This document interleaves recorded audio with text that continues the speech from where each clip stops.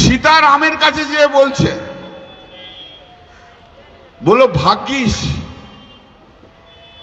রাবণ আমাকে হরণ করে নিয়ে গেছিল। আর যদি তোমার চেলাগুলো যারা এই জয় কি বলে, হ্যাঁ লাল ফেট্টিকে হলুদ গেরুয়া ফেট্টি বলে, যদি তোমার চেলাগুলো যদি আমাকে হরণ করে নিয়ে যেত, তাহলে আমার উত্তরপ্রদেশে হাতরাসের ধর্ষিতা মেয়েটার মতো অবস্থা হতো। আবারও বেলাগাম মন্তব্য করলেন শ্রীরামপুরের সাংসদ কল্যাণ বন্দ্যোপাধ্যায়।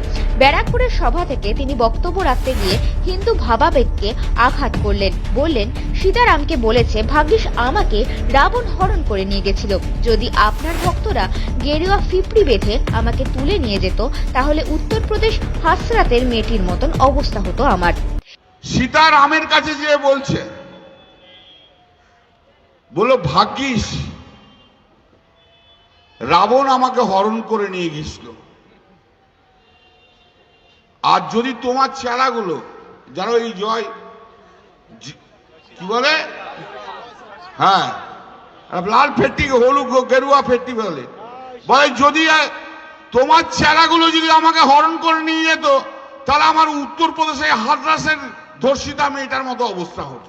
এই বক্তব্যের পরিপ্রেক্ষিতে নিন্দার ঝড় উঠেছে রাজনৈতিক মহলে এবং বিভিন্ন হিন্দু সংগঠনগুলো তার শাস্তির দাবি জানানো শুরু করে দিয়েছে। তাদের বক্তব্য, সীতাকে কল্যাণ বন্দ্যোপাধ্যায় অপমান করেছেন। Bureau report, news 24x7।